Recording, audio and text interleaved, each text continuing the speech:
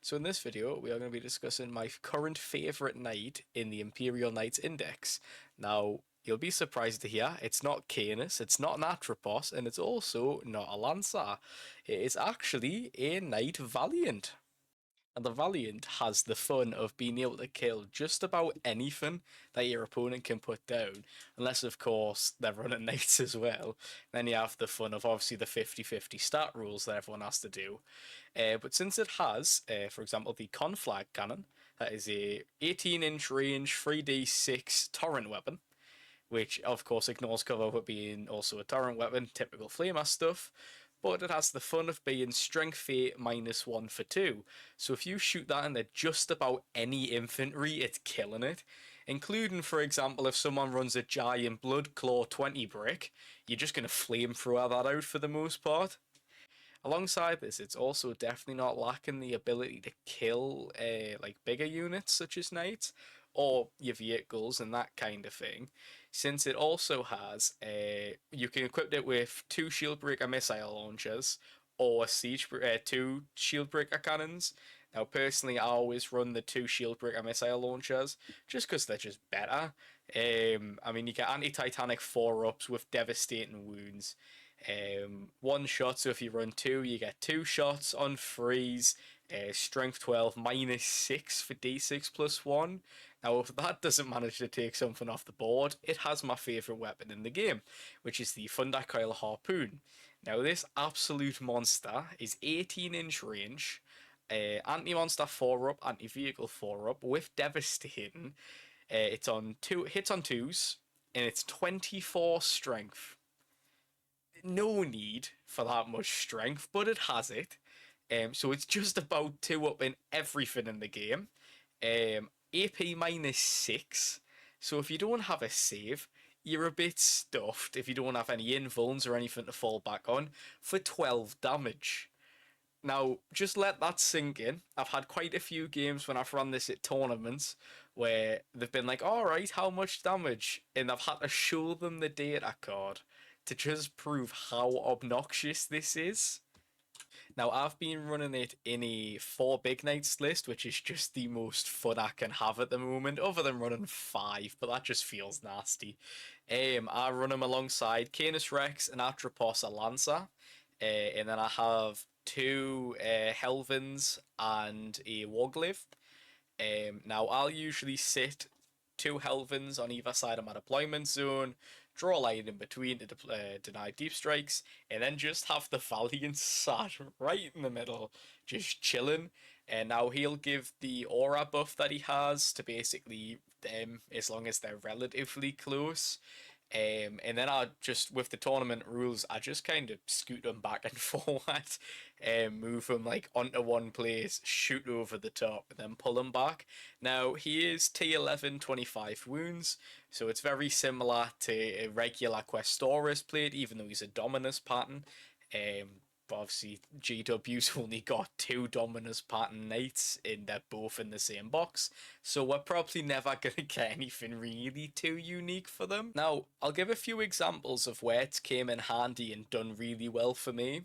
Now, in this first game, I had deployed my usual way, two Helvins and him in the middle.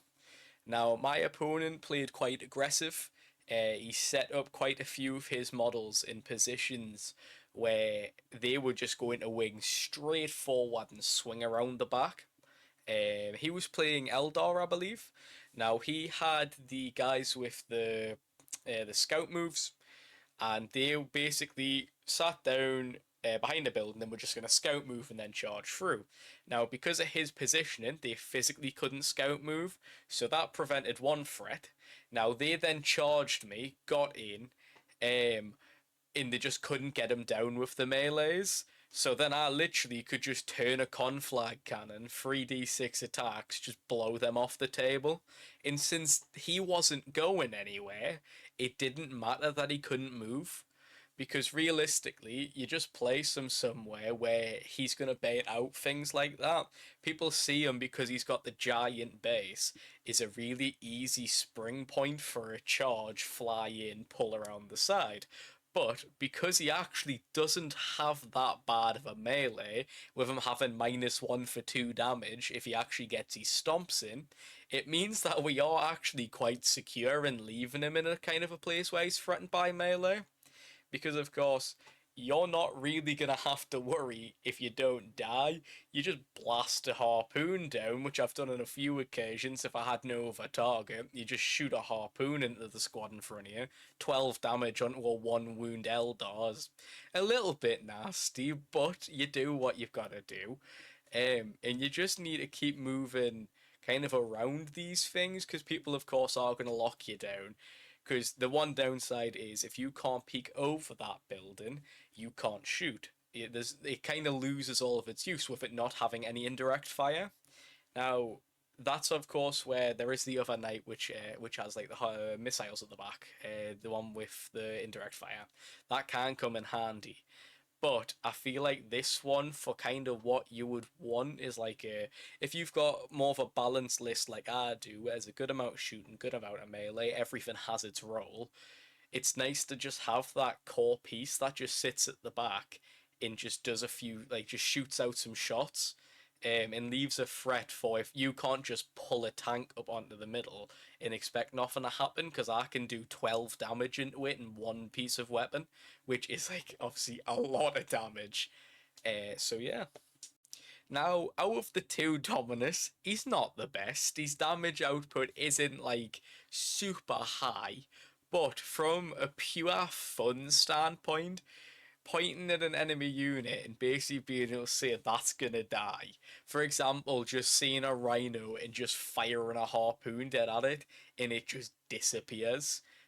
Or for example, I've played against Eldar with this and just kind of scooting him across, pointing him at a wave serpent and just shooting a harpoon at him and putting it down to like 1 wound is just always perfect to do. And I have actually won quite a few games because of just the backline security. Um, for example, against demons, I've been able to kind of shut out my back line and making sure like Be'lakor and Great and Clean Ones and that kind of stuff don't just appear behind us and pick off everything I've done. And since I tend to teleport an Atropos and have Canis in like strat reserves, and then just put them on the board whenever I need them, it kind of gives us the coverage that my backline lacks when I'm just flying a Lancer up the table. So it is a lot more protection in that way. I don't think we'll be seeing it in like proper super competitive tournaments, but it is very fun, and I'll bring it to as many tournaments as I can. So it's one of those ones. Another good example would be a game I played where essentially a Blood Angels unit was coming through and it all but captured mid. Essentially, they had a tank kind of sat around the side, they had Mephiston, and then they had a squad of heavy intercessors at the front. Now, I felt if I charged in, I was going to be stuck there for a bit longer than I would like to have been. I would have got the main objective, but it would have gave him a chance to pull more of his melee central units into the middle of the board. And of course, with it being vehicles, people can shoot into me. So if I'm stuck, I'm really stuck. Because a tank's just going to welly a few las cannons over and I'm dead. But because I had him there, I literally could scoot him to the side and just unload into all of the different units. Because you had a tank, harpoons and missiles go there, conflag cannon and the siege breaker go into the infantry, and then at that point, if anything's still alive, I can just charge a lancer in, tank shock, wipe the rest of that squad, and that objective sticky in my command phase. That and having the lancers 4 up invuln is pretty useful as well. So that's another way I've kind of found just using them as a kind of extra piece to kind of deal with these weirder threats where maybe you don't have an exact target where it's like I'm not dealing with strictly infantry in middle. I'm not dealing with strictly a tank or a dreadnought or a primarch or something like that. I can kind of go right. There's a nice mix there. I'll hit a bit of everything and pick away at stuff, so then everything else can just deal with the rest of my problems. Now I will say when our points inevitably go way back up, or we lose our feel no pains and have to play a little bit more timidly, he's not going to get much use. He's not necessarily the best unit. In the grand scheme of things, there are better options. As I say, if you wanted to run a Dominus Knight, you would run the other one where you get like a D6 plus 8 cannon. Or you would run a, let's see, you could run a Paladin and just basically have two Canuses. You could run another Atropos, another Lancer, stuff like that. But in the situation we're in right now, it is just a nice balanced piece to kind of keep things going. It kind of lowers the amount of reliability on dice rolls and kind of having to hope that you don't just completely whiff a charge or something like that. Because a lot of the main weapons are hitting on twos. The harpoon, the missiles, that's all on twos. And of course, we'll get our one reroll per phase for each model, which is always nice. Of course, that's going to pull out in a pinch in the most of times. And it also means if you have to kill a model and it doesn't have a feel no pain, but it has an invuln, and you can fish for sixes or fish for fours, depending on what the model is, and just kind of keep things going. It makes you kind of more essential pieces like your Lancers, Canis, Atropos, those kind of things, just be able to do their jobs without thinking about other things. So if I want my Lancer in your home lane and I'm just launching it up, I don't need to then sit and worry and go, oh, but what if he pulls models into the middle? Because I know that my Valiant can just kind of peek the corner and blast all of them away. Whereas usually there is, like I say, that struggle of like, do I really want to kind of invest the model on the other side of the board if I'm giving away my expansion and mid? Now, I am going to be recording some more videos, kind of in the same light as this, with us being a Imperial Knights player.